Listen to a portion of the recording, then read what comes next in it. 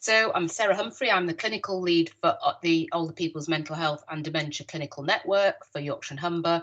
I'm a GP and a GP with specialist interest in older people by background. And I've been part of a steering group who've developed the toolkit.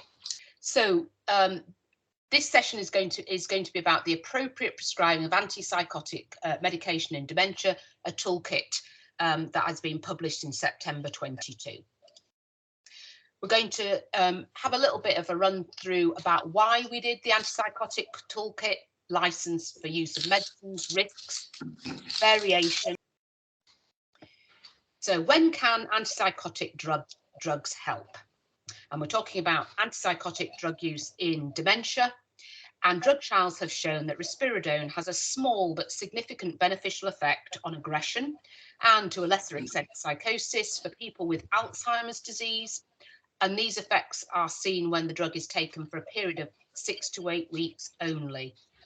Antipsychotic drugs do not help with other behavioural and psychological symptoms, such as distress and anxiety when people are having personal cares, restlessness, agitation, repetitive vocalization or shouting, walking with purpose, also called wandering, but prefer walking with purpose, people who are withdrawn, and people who have changed their level of inhibition. So doing or saying things that are inappropriate. None of those things have actually got any evidence to be helped by antipsychotic medications, and these need a personalised non-drug approach. Which antipsychotics are used? Now, I'm going to put a big caveat on this. This isn't saying I want you to use these. This is saying they are the only ones that have a license, and we're really thinking about a non-drug approach. But if one is to be used, these are the only ones with a license. So risperidone and haloperidol are the only ones approved for use. Risperidone is licensed for short-term treatment of aggression in Alzheimer's if the aggression poses a risk to the person or the person has not responded to non-drug approaches. Haloperidol is licensed for persistent aggression and psychotic symptoms in moderate to severe Alzheimer's dementia and vascular dementia when non-pharmacological treatments are ineffective and there is a risk of harm to self or others. And that's what I want you to think about, that risk of harm to self or others in both those licenses. Other antipsychotic medications are prescribed for people with dementia are done so what we call off-label, off-license, which means the doctor can prescribe them if they have good reason to do so, provided they follow the rules set out by the General Medical Council. And I think people have forgotten some of the risks and what some of the licenses say when they use them. Why are we worried about them? Well, there is documented evidence of risk and side effects of using antipsychotics with people living with dementia. There is a risk of death, stroke, sedation, worsening of other symptoms of dementia, Parkinsonism, symptoms of shaking and unsteadiness, risk of infections, falls, blood clots, and ankle swelling. And that's the risks. And have you seen from the previous slide, not very many benefits, but documented risk. Why are we worried about them? Well, what we know is that there is huge variation of use around the country. And variation means that some people are doing it better than others. And actually, we want to reduce variation. And that was one of the reasons why the toolkit was brought into place. So the pink dotted line shows the England average of 9.68%, but you can see some areas around the country up at past 11 and some people down below 8. So big variation. Not only is there variation around the country, but there is variation within regions of the country. So this is a slide showing 3 different ICSs in the Yorkshire and Humber. And you'll see, if you take the one on the right, the West Yorkshire and the West Yorkshire Integrated Care Board, that we've got neighbours who are very different, from Leeds at 5.5% to Bradford over 15%. But yet these are neighbours, and to some extent will have similar demographics or similar areas. One thing I want you to think about when you review antibiotics, antipsychotics, and this is just some thoughts that we can talk about when we open the conversation. The lowest effective dose should be used for the shortest possible time. So yes, we want people off them, but we also want to be using them for the lowest dose for the shortest amount of time. They should, on license, be reviewed every 6 weeks or as suggested by need. In practice, what we see is inpatient services are much better because obviously there's an acute crisis going on, and communities edge towards the 6 to 12 week review period. One thing I always hear is that people say that in letters that people are no better, but then they carry on the antipsychotic, and if they're not benefiting it and there's no clear ongoing benefit, you can stop it. Okay. And we see that documented quite a lot. Unless there is severe risk or extreme distress, the recommended default is to discontinue. So it doesn't mean that, you know, you should discontinue if there are no symptoms, but unless they are severe, then actually you should be cutting back. And we should be continuing to monitor their use, not just leave people on them, which is what we see a lot. And we should be thinking about people's needs, abilities, interests, and other non-drug treatments. And the other thing is that it is never too late to review it. I know we can talk about the fear factor of deprescribing, but it is never too late to stop them. What we've some evidence and a couple of references here for you. Antipsychotics can be withdrawn without significant detrimental effects on behaviour in around 70% of people. And that's far more than actually people often imagine when we ask that question. The evidence is that you should have at least 2 attempts should be made to discontinue them before moving to a longer term treatment. Okay. And we should be gradually reducing using deprescribing tools. And we can talk about that a bit more in the talk, but also show you what's in the toolkit. So my adage is with deprescribing, go slow and gradually go lower, and go with the person and the family that you're working with. It's a personalised approach. Why did we do a toolkit? Well, one, you saw there was lots of variation, but why we use them is really complex and will vary from place to place. This is called a fishbone diagram. You're not meant to be able to see it, but it shows at one place all the different things that were going on that meant that they were going to find it a bit more, there's where their challenges lie and why they found it difficult. There is no one person in any one system to blame, right? There are lots of different reasons. We have different local resources, different historical attitudes to prescribing and using them. We have different community assets, different staffing models with our CMHTs, GPs, different environments. Some people have more nursing homes, but some people have less. Different training that's been offered through the time, and different systems and processes. So there is no one bit, and we hope that you'll use the toolkit and the audits in there to try and work out at your place, at your practice, at your PCN, what's going on in your area. So onto the toolkit. So what we've done is divided it into 4 sections, getting a little bit of feedback. If you can just check if you're on mute, and if you're not on mute, pop yourselves on mute, otherwise forever be in our recording. So the first section is on uses and risks, and it talks about a person-centered approach, shared decision making, explaining risk to people, why you should use them, when you should use them. It talks about delirium, and we find lots of people have a legacy antipsychotic medication on their records because they prescribed it for delirium, and nobody ever wants to stop it because they're really worried that something awful is going to happen. So that's section 1. So we hope you'll find lots of useful tools in that. Section 2 is on the non-pharmacological approaches. What else can you do besides giving antipsychotics? We know that this area is maybe slightly weaker, and whenever you publish anything, loads of great new resources come forward. And so in a year's time, we hope that there are going to be even more resources within this section when we do the review. But that's to show you what is out there, and some evidence for business cases. So you've got things like facts and figures around the impact of antipsychotics should you want to help build a business case for your specific place. The third section is around deprescribing guidance. Why you deprescribe, when you do it, how you do it.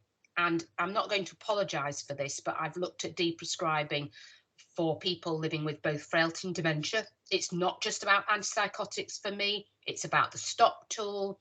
It's around anticholinergic burden and a whole attitude of deprescribing for this group of people, because it goes hand in hand. Dementia is cognitive frailty. So and approaches to how you might do it. So I hope you find that section useful, and it'll also give you ammunition to think about other medications other than antipsychotics. So this is a couple more slides on exactly what we have in that section, so that you can see the kind of advice we're giving you.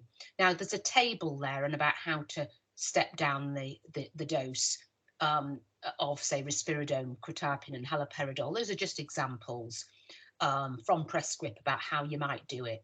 People have their own ways, but I always find, going slowly with people often works well.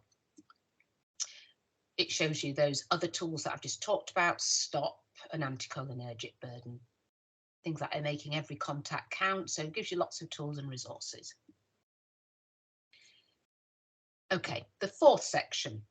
Now, the fourth section is basically a bit of a glossary of everything that you might need, hopefully, to help you with deprescribing and appropriate use of antipsychotics. We've pulled in all sorts of things. There's an audit tool in there if you want to find out at your practice level or PCN level who's on them, why are they on them, who started them, how long have they been on them, because that can help you then decide what you're going to do about it.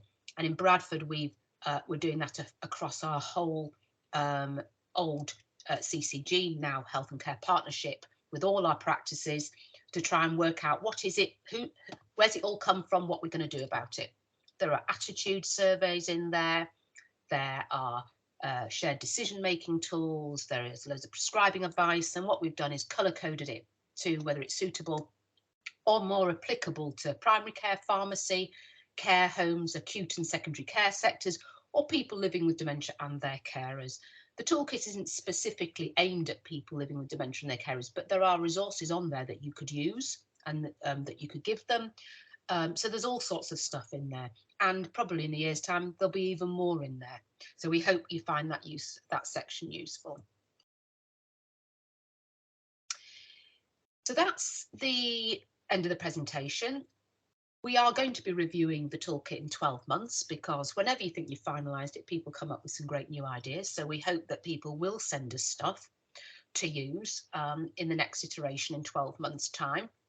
And there is a QR code here on this slide that you can scan to have access to the toolkit, and probably Colin will pop that in the chat box as well.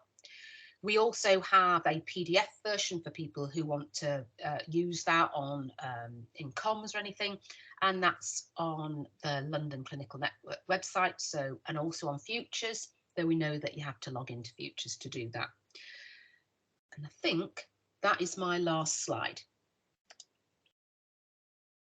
So, okay, so I can see that we've got some questions. Yeah, perfect. So I'm just going to bring up my chat box. So this is really informal and really relaxed. So some of it I want to know what you think, just what you think, positive or negative. I can take it, and just what you feel about antipsychotics and deprescribing. So, Colin, you said we had some questions in the chat. Yeah, I think the first one that came in, I think, was from Sarah Jones. Which hi, Sarah.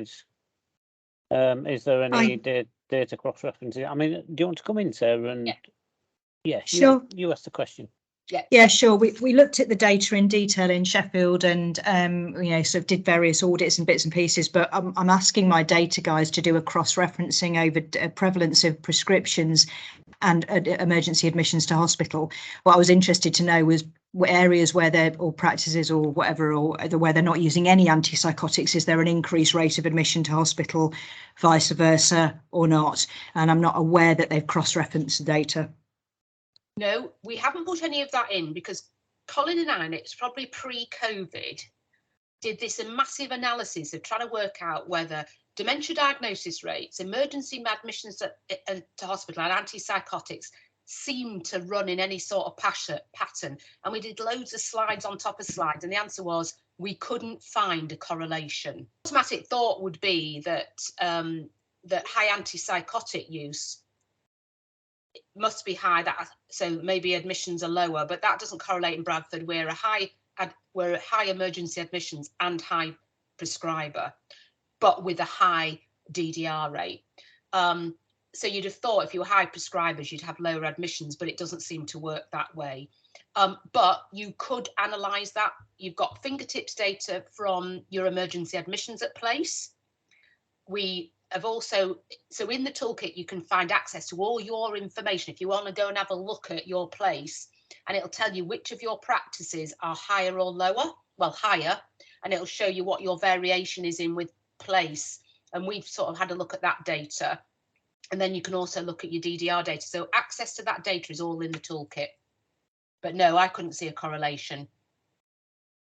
Yeah, thanks. I mean, I think I just feedback. I think it would be really helpful, Sarah, for the toolkit. I mean, personally, you know, I think we do. I think deprescribing is a hot topic, and hopefully there's a lot more deprescribing going on.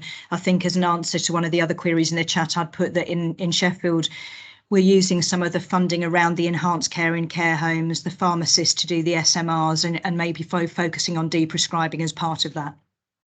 Yeah, I mean, I don't know if other people have got questions on deprescribing.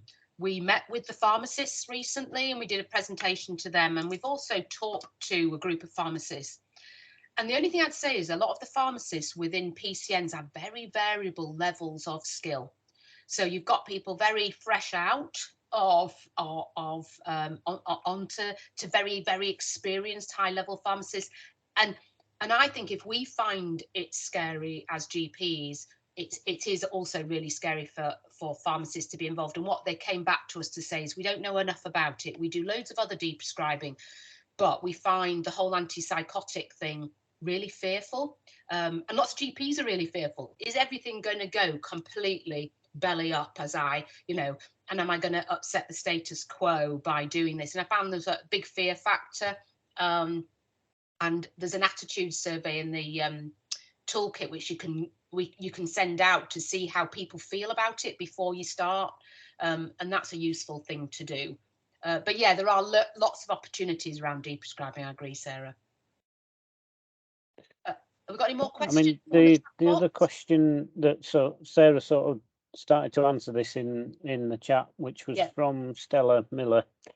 And the question is, should antipsychotics be initiated by primary care GPs, or is the advice for them to be initiated by secondary care psychogeriatricians? Okay, so number one, I don't want anybody to, if they can, to initiate them. All right, it should be almost your emergency default. So the answer is, I wouldn't want anybody to go away thinking they should or could. I'd rather you didn't, okay? Because once you're on them, and I didn't put that slide. I must have missed that slide. I did have a slide that at the beginning, and I must have missed to put that in my talk today. I want you to think about the reasons that people are given antipsychotics is due to distress, right? Distress is because something is happening to that person. They're hungry, they're in pain, they're angry, they don't know what's going on, so they react with distress. And if you think of distress like that, you will understand that actually you need to sort out the pain, the way that we approach them, and why they're distressed. And if I gave you an antipsychotic because you were in pain, because you'd had an injury or whatever, then that wouldn't cure your pain, and it doesn't. So you have to think of distress. And if you reframe the way we think about behaviours into distress, you then look at a different way of approaching them. So that's the first thing. Second thing, who can prescribe them? Well, if you use the BNF, you can see that anybody can prescribe them who's got prescribing abilities. Should you prescribe them in primary care? Well, if you have, do you have access to those other psychological therapies? Have you tried all those other things? Have you got expert help from your community CMHTs or liaisons to manage behaviour? Why are you doing it? So I'll tell you, I've been a GP with a specialist interest for 25 years. Have I ever prescribed an antipsychotic? No, I've not. Never in that time working in a community hospital or anything else. And that's because I don't prescribe NSAIDs to that group either. So there's lots of things I don't prescribe. I could, but I don't. And I would say that actually it would be by default, I would suggest to you that if you're prescribing them, then I'd want a really good reason why you were doing that. And then you've got to stop them. You prescribe them, the license runs out in 6 to 12 weeks. What are you going to do then? Okay, so I would really try and suggest to you that you shouldn't. I don't know what other people think. Sarah, you'd answered Stella a bit. What were you thinking? Just that we don't have easy access to secondary care doctors at all. The waiting time for old age mental health in Sheffield is probably in the months now, not weeks. I can't get any acute access whatsoever. And so, yeah, I do prescribe them where I think it's appropriate and needed. I'm very vigilant about reviewing patients and checking that it actually is making the difference that I'm hoping that it'll make. And if it doesn't, I stop them immediately. I've got plenty of experience of it being very successful in helping to look after patients and keep them in a way that they're living their life, the best life. We're in a very deprived area. We have people who probably have quite a lot of mental health in their past medical history, and I think that might be pertinent a bit to the presentations that we see. And I think particularly one of the things we looked at in the data is what are the triggers, what are the backgrounds, what are the issues in these certain patients. And I think there is certainly a correlation between previous significant mental health problems. And so my feeling is, yeah, I do use them. I continue to support colleagues to use them where and if it's appropriate, and where and if we can guarantee that they're reviewed in a timely fashion and deprescribed accordingly. Okay, thank you. So you've got two slightly differing views. So what I would say to you is, if your prescribing rates are outside the norm, all right, and I'm not saying it's good to have that norm of 9%, if you're outside that, then you're probably outside normal clinical practice. So I want to see. So if you are prescribing them, benchmark yourselves against others and see if you're outside that norm, if that makes sense. Okay. I hope that answers the question, Stella. I don't know if you wanted to come back in with your thoughts on that question, Stella. Yeah, I think I'm a GP in Bury, and I look after one of our local care homes, and I've been doing that for about 9 years or so now. And in Bury, I get the feeling that antipsychotic prescribing is very much more led by secondary care. I think the GPs have got a bit fearful of prescribing it. I know I have. I tend, the most exciting I ever do is promethazine, and then try and review patients who've been initiated. I was just interested to see, am I just being a chicken, or what other GPs were doing? That's what I was interested to know. Yeah, and so I would benchmark yourselves, and you might, because I think until we did that with antibiotics, we only knew what our own personal practice was. What we didn't know is how that compared to everybody else, and that will give you an idea. Elizabeth, you've got your hand up. Oh, medicines management person. Elizabeth, do come in. It's actually Jo. This is Jo. Elizabeth's the technician. We're watching it together, but I'm one of the pharmacists. Okay. Now, we're part of the SMOC team, and we've been doing med reviews in care homes for years. Now, I will prescribe antipsychotics, because some of my care homes were at nursing dementia units, and I found the good nursing dementia units, they will tell you this person does not need this anymore. However, we primarily, the GPs don't prescribe antipsychotics, but they sometimes do if there's an issue getting into what is the RIT team getting to. Our problem is it's a lot better now, and obviously we review ours regularly. I mean, we do annual reviews. It's the in-between bits, because we only can probably manage the capacity of once a year. So we are fully aware, and we are trying to persuade locally that in the actual prescribing initially by the RIT team or the local hospital mental health trust, is advising out GPs on how to withdraw, when they should withdraw. We have still got issues of people who've been historically on them. Yeah, so we. And the issue is that we found most is not, I'm quite happy to suggest to a GP, can we stop this now? They obviously make, a lot of the times it might have been acutely in hospital, somebody's given them some risperidone, they're now settled in a nursing home or their care home, or they've had an acute thing going on and now the behaviour's settled, and we will try and withdraw it. They've only been on a low dose and we will withdraw it slowly. It's the people who've been, and the lady from Bury, because our patch does pass over to, no, we're not Bury. Some of our residents will go into the Bury Hospital Trust, Pennine, is the promethazine, is when we have people on multiple meds, such as promethazine, the antipsychotic, probably an antidepressant. And where do we go in first? Because that's where, like you say, I'm not competent to feel, I don't feel I have the competence to say, well, we can stop this. Where do we go in first? When we're on some of the multiple, such as the promethazine as well. Okay. So, and then trying to get help, because it's a lot harder to get help when the patients are stable and not needing acute management. That's where we help, where we don't feel we have the confidence to, where do we go with this? That's where we have issues. Okay, Yeah, so I'm going to get off Jane's messaging now. Anyway, so that's fine. So I mean, my adage with deprescribing really is go at the pace of people. You need to take people with you. So I would often start with get rid of the rubbish first.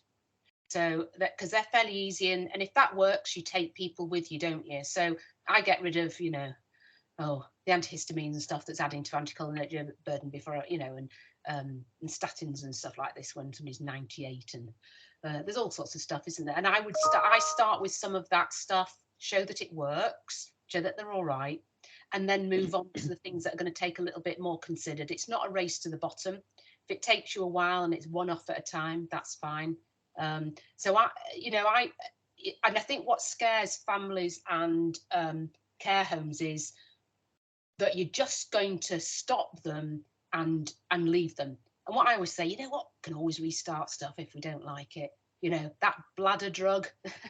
I think when you look some of these people, what it is, they've been in hospital and possibly in an acute mental health unit for quite considerable time sometime, and it's that fear. If we destabilize this person, we're not talking that they might be in for hospital for, it's a that's where when they're on several, that's where, and they've come out from the hospital with the promethazine and all the 3 different drugs, and you're a bit weird, and the benzodiazepines. And like you say, I'd probably go with the benzodiazepines first of the stable, but it's that's where we have concerns, where with our competence. I'm not mental health trained. No. And I'm not feeling confident in doing that, but that's where we are. Anyway, I shall go back off the mic again. No. So go low, go slowly. You can always stick. Like I say, we'll stick if stuff's not, you know, if people are worried, we'll stick one at a time, and tell them how bad they are. Often people have never had shared decision making. They never had a choice about them. They took them because they were desperate at the time. But if they know that their relatives are going to be affected, they have a different view of them. And we're very paternal. And actually what we need to do is share. Okay, I'm not going to, I carry on talking, I could talk all day, so I'm going to stop. Hannah, you did have your hand up and it's gone. There's Elizabeth with a hand up. Hannah had a hand up before. So Hannah, do you want to? Yeah, thank you. I did have my hand up. I'm based in Leeds. I'm a practice-based pharmacist. I don't work for the PCN, but obviously I work with my colleagues in the PCN team. I have an interest in mental health. And it was my practice manager who kind of sent this invite onto me, so I'm grateful for that. I think I was just really more of a comment around why things maybe are not being done. And I think that it's definitely a common theme of fear. In Leeds, the antipsychotics obviously initiated traditionally by specialists, and I think that's when it's those concerns around destabilization. And quite rightly, exactly what you said, different skill sets of different clinicians and different experiences really affects the quality of what we can, how we can support those patients. And I think this, the information that you provide today and the deprescribing guidance and things like that are really helpful, because it gives some validation and some support. But I do think there's something there around, if that person who is historically, because when we're doing when my PCN colleagues are doing SMRs in practice, the structured medication reviews, in care homes or in practice, and they've historically, a patient's been on an antipsychotic or this multitude of medicines, like Joe was saying, benzos, etc. It's that fear of destabilization. And where do we go? Because these patients often don't have any specialist input anymore, because they've been discharged from those services. And it's okay, well, where do we go for advice? What do we do? Because we don't want to get that patient to a point where they're needing acute input. So it's that kind of support, guidance and security, really. So one of the things I would suggest is at your place. So Leeds, historically, they're quite good prescribers. So thumbs up to you. I'm Bradford. I'm not. You're 5.5%, if I remember rightly. So very good, generally. Lots of places will have care home liaison if it's a care home, and there will be CMHTs. So one of the things it's probably worth thinking around at a PCN sort of level and a place level is, before you have a big initiative, is what's going to be my support. What we're going to set up in Bradford is almost a bit of an MDT type thing for the pharmacists, with some secondary care pharmacists. Some of them are amazing that work. Jaspreet, who works in our care trust, is amazing, to support each other and to come back and actually do any extra help. That's a really good thing to think about. Okay, we've got another hand up there from Fimelda. Did you want to come in there? I find this all really interesting, and I'm a care home manager, and I'm an elderly care specialist nurse, and I've had 30 years experience, and I've seen this go full circle in every which way, back and forward. But ultimately, I feel that we are the people who are looking after these people more often than not, the most vulnerable, the most often chronic and sometimes acute patients as well. And sometimes it feels like the antipsychotic antiness becomes the focus rather than actually treating the patient.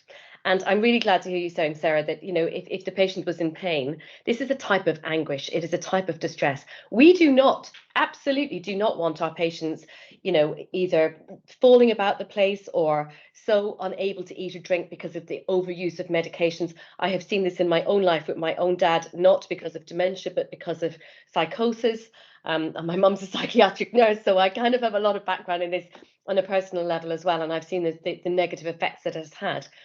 But the antiness becomes the focus, and there is a fear from the CMHTs and everybody else. But we are often left waiting 4, 6, 8 weeks until there's another review and another review. And in the meantime, we are left with those patients sometimes beating us up, defecating and throwing feces at us, eating feces. I mean, behavior that you would just describe as inhumane to leave anybody in. And then they're ending up in ED because the GPs just don't know where else to go. And everybody knows better than you do about a patient that they've never met. And I feel really strongly that the care home staff are at the end of their tether, that they really need listening to and they really need responding to. And if they're asking for help, most of the time, most of us who are in any way experienced know to have done the UTI, the constipation, the chest infection, cellulitis, screening, and all, make sure that they've had pain relief and do all of the other things to make sure that they're not ill. But we need to get back to looking after the people rather than the process would be my biggest plea, please. And to hear those staff, they are crying out for help. We desperately need them. You desperately need them. It doesn't have to be a long-term thing. Absolutely. Please review them every day if you need to, but please make sure that the patients are looked after as the priority rather than the antipsychotic antiness being the priority is my plea. Totally agree with you. And you'll see that the name of the toolkit is the appropriate use. So what we're not saying is never use them, we're saying appropriate use. What we have tried to give you evidence is actually where they work. And actually, there's no evidence for lots of things that we give them for. There's no evidence that those drugs help that.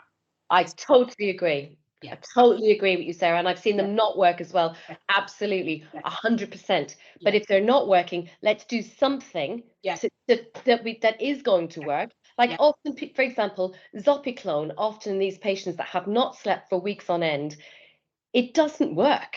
You know, they need something stronger. Frankly, a good whiskey will often do the trick, and a good long sleep, and sometimes a good decent sleep and a good decent meal, the same as for any of us, will make us feel an awful lot better.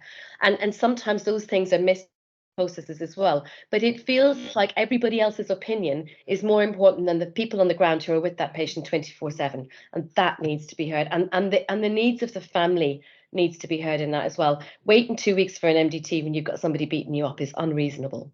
Yeah, and I think one of the sections on the non-behavioural behavioural techniques, you'll see things like CLEAR, dementia mapping, the Newcastle model, ways to show you to try and understand the behaviour. And then if you understand, because actually pain is, pain, for instance, is often missed. The way that pain can be demonstrated is, by anger and aggression, everything else. But once that's been eliminated and the patient has been on regular, for example, paracetamol or something else, and it's still not getting any better, and that's been going on for 3, 4, 5 days, and it's still not getting any better, staff and families need to be heard. And I'm not suggesting that the antipsychotic route is the right way, but do something rather than nothing. That's the point I'm leading for. And I think that what we hope is the toolkit will give you some ideas of what you can do, and that you shouldn't be alone. And if you are alone as a care home, a primary care pharmacist, a GP, specialist nurse, you shouldn't be alone. I know the way it is at the moment, CMHTs and everything else, but actually what I found at our own place is sometimes we don't know what our resources are. Because we don't know, we sort of, that we don't involve them enough, or we don't push hard enough that actually the placement is at risk of breaking down, which, depending on which kind of care home you are, then there may be no further line other than admissions to acute inpatient wards. But you're right, and remember that it is distressing to watch distress. We all find it distressing. I'm feeling distressed looking at how you feel now, because you're showing me the distress that it must feel like doing that every day. And I'm in Berkshire, and unlike the poor GP that was talking about her area, we are not a deprived area. Mostly we're a very privileged area. It is still terrible. It is absolutely terrible. We have staff walking outdoors. I'm very involved in the Care Association locally and in Oxfordshire and Buckinghamshire. Everywhere it is the same. It is appalling. We really feel that we are the last people heard in this system, that it is more important what the psychiatrist and the pharmacist and everybody else thinks, but none of them are actually there looking after that patient 24/7. So my plea is, please listen to the staff on the ground. They know those people really, really well, and their families. Listen to them and respond to them. So as it says, there are appropriate uses of medication, right? And that's in those sections. And as I said before, when you deprescribe, that's about going with people and doing it together. It should be a team approach to deprescribing, not antagonism with other people. Okay, thank you. And I hope you're all right. Because I know you got to go back to the day job when you finish watching this webinar. I thought David had a hand up before. I might be wrong, but is there anybody else that would like to come in with a hand up or a comment? Just going back to the chat functions, yes. Sarah. So way back we had a comment put in by Heather Kerr. I don't know if Heather's still on the call and she wants to come in, but Heather talks about what has changed to make this yes, I'm toolkit. here. Go on. You ask it, Heather. I am here. I mean, I work in care homes day in, day out, and I think Doncaster, we are quite ahead of the game. We've already we are part of an enhanced care home team, and we do provide MDT care within the care homes. Initially, we had pharmacists, GPs and things, but we're a little bit on hold at the moment because we've got staffing issues like everywhere else. Now, having been around for 40 odd years, I've been through call to action. We did, I feel, incredibly well, and we really look at antipsychotics and how we prescribe them. But I just think we are in the business now even worse because of the pandemic, where our care homes, a lot of them are deregistering from the nursing element because they can't get staff, and also I think their staff have been traumatized in the pandemic. Yep, I agree. And we're running out of beds. We're getting very, very troubled, very, very distressed residents, and we are basically being held to ransom by some of the care homes, which is we either do something in the forms of medication, or these residents are being passed from care home to care home to care home because the care homes are unwilling to work with us long enough to actually see an action plan through. My experience is that the first people that were actually furloughed or whatever in the pandemic were the activity people. And I just feel that if for this to work successfully, we need to really look at the amount of social prescribing and the funding for social prescribing in the care homes. In order to look at non-pharmacological approaches, we need to fund the non-pharmacological approaches successfully. And I've just wondered if, where we go in terms of funding. It's not always about the correct prescribing decision. It's about giving an alternative. And unfortunately, they want money behind it. Okay. So there are two things then that brings up. One, the original call to action was 2008. Mm-hmm. I'm that old. Yeah, so am I. I'm that old, yes. And it was about 25% back then. So actually, where we're at now is better. I'm not going to tell you that we're as bad as we were before, but the toolkit came about because it's crept up during COVID. Some of it's beginning to creep down a bit, but that increase during COVID said that we were changing what we were doing. You were right about what we said about, what you were talking about with furloughing. So in the toolkit, I can't tell your place, Leeds, or wherever.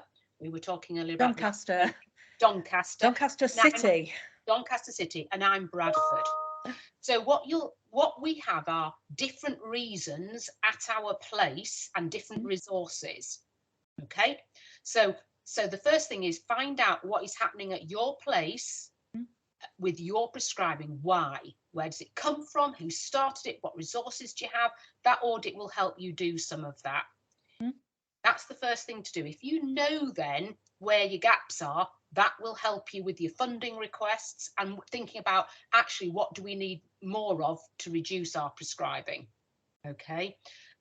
And unless you really know why all the prescribing's happened, you don't know what you need more of. Yes, we can assume we need more of activity coordinators, but actually you need to know a bit more of that to be able to get your business cases, and we hope that you'll find tools within the toolkit to help you do some of that.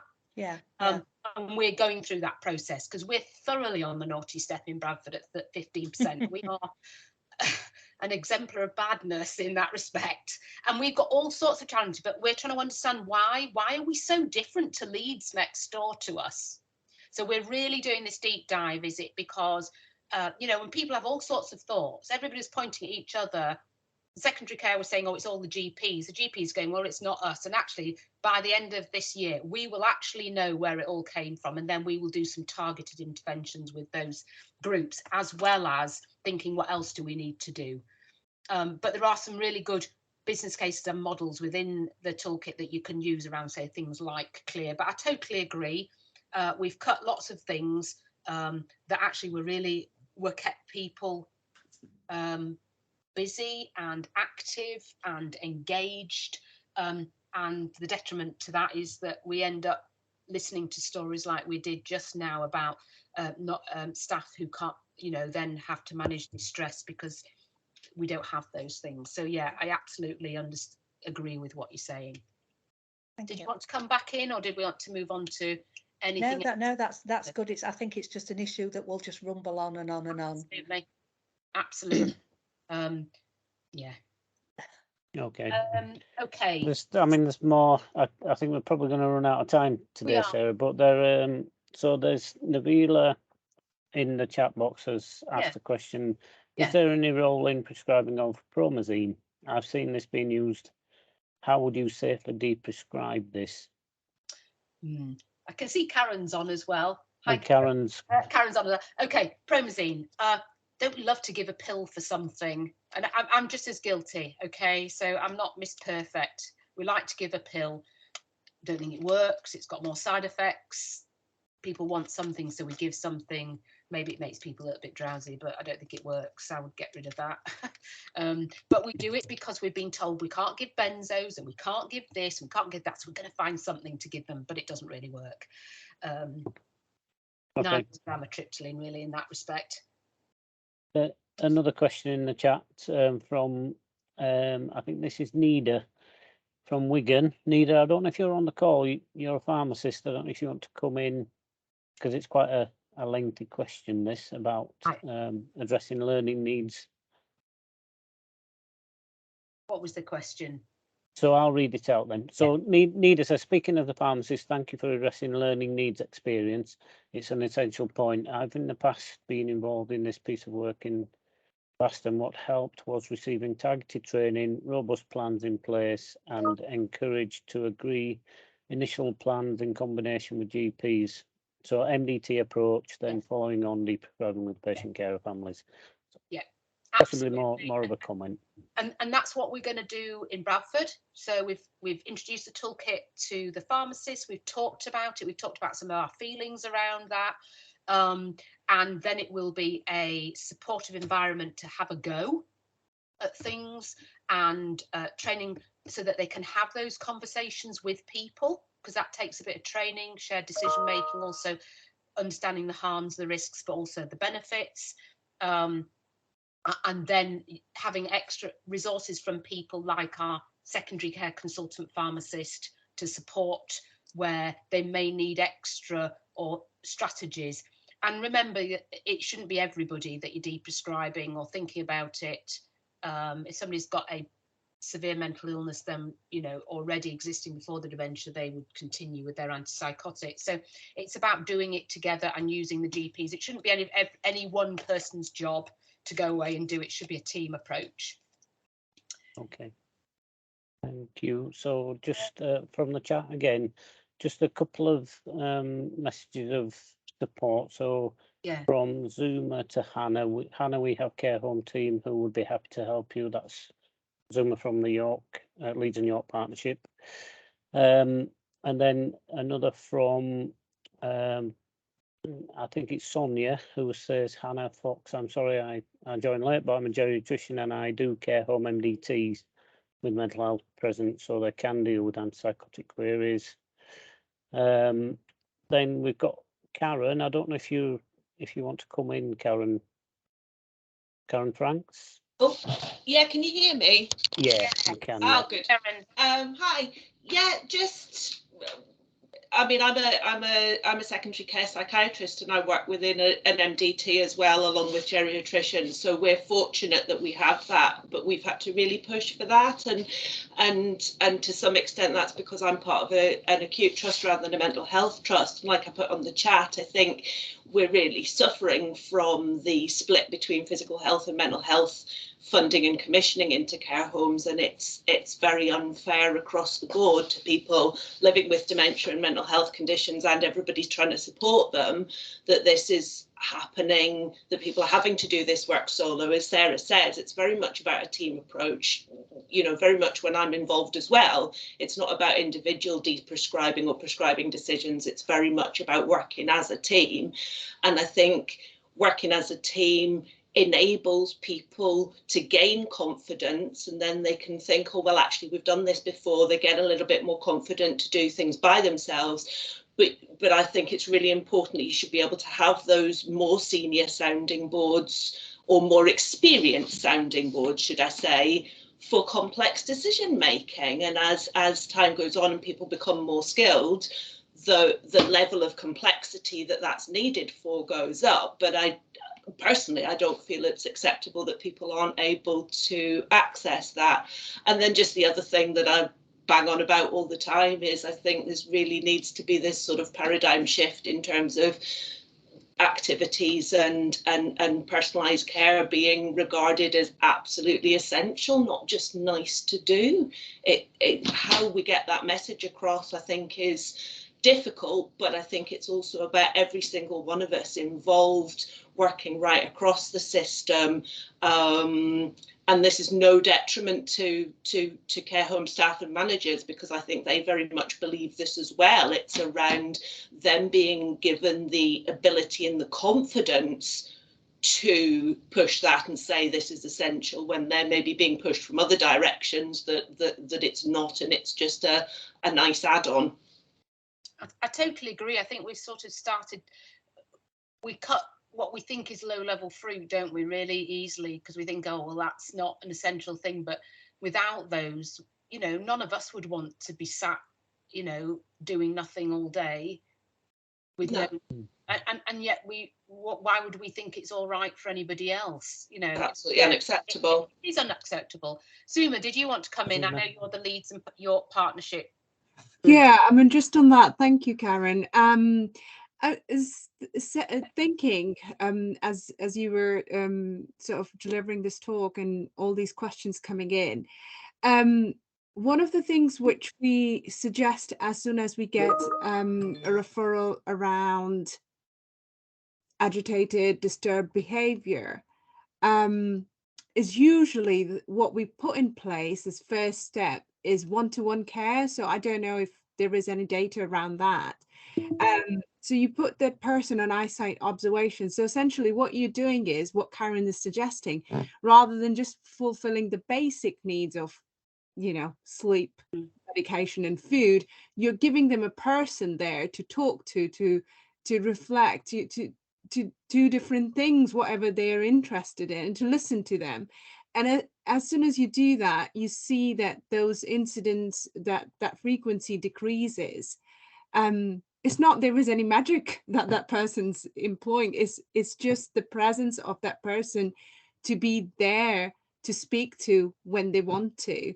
And in certain cases that doesn't happen, but at least that gives us the leverage to then start the medications, whatever you want to choose and whatever you want to do, because we know that there is going to be risk, and that you have mitigated some of the risks before you go on and start prescribing. Yeah, I agree, and it's about that sort of approach to doing that, isn't it?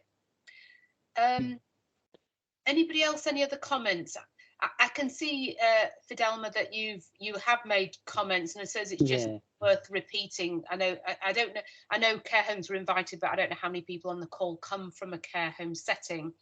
But it's really about involving people, all of us. It's a team thing, isn't it? And involving the homes and sometimes the care associations that support homes in MDT discussions. And you're right. We absolutely feel, you know, there is the lack of monies and staff, and the toll it's taking on the care home sector is absolutely, we feel for you. And I know it's very difficult, and I think most of us would acknowledge that, you know, yes, we're all in different, we all agree with you. Matilda, did you want to come in there? Sorry about that.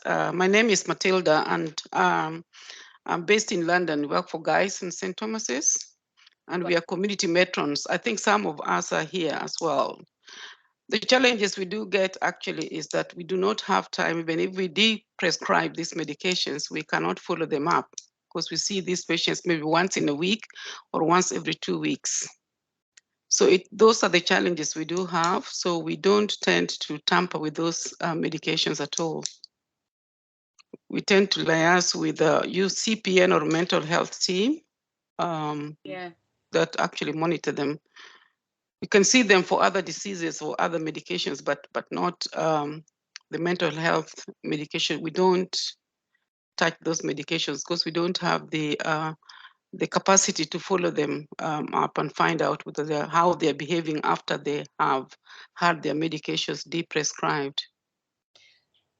So one of the things I'd like to say to you is often for 70% of people who you deprescribe for, nothing, you know, there will be very little change. And if you can reduce a dose, even starting to do little bits of deprescribing, that would be helpful.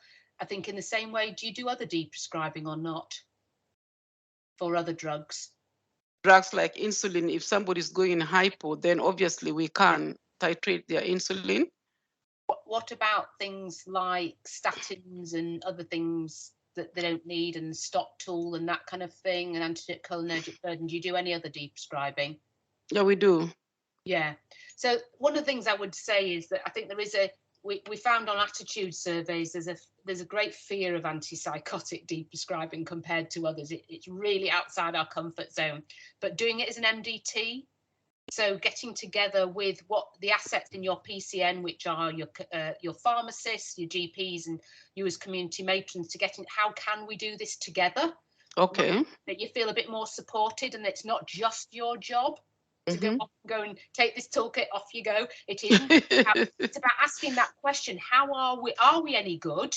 Are we better or worse than anybody else? So go and look at your data and access it through the toolkit. And if you are worse, how are we going to approach this together?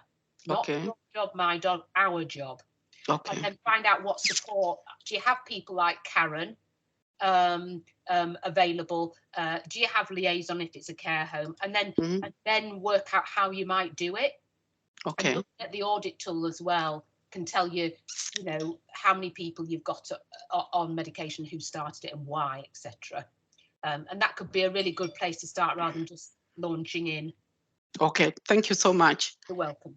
So it is 1:30. You're a great bunch. We did we did do another talk and recently, and that was a bit more of a struggle to get people to chat, but you've been amazing. I think we could have carried on for a while. We could have carried on for ages. Thank you very much for joining. Remember, the toolkit doesn't have everything in, because as soon as you finish it and sign it off, people start sending you great stuff. So if you have stuff that you know works, that you want to share, that isn't in the toolkit, there's an email address, send it to us. We will look at it, see if it needs to be in next year.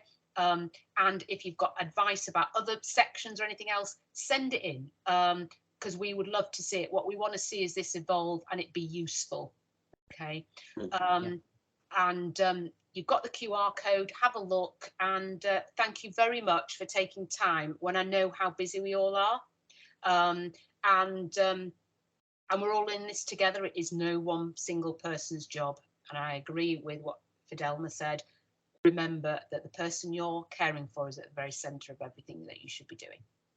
Okay. Right. Have a lovely afternoon. Thanks, everyone. Thank you, Sarah.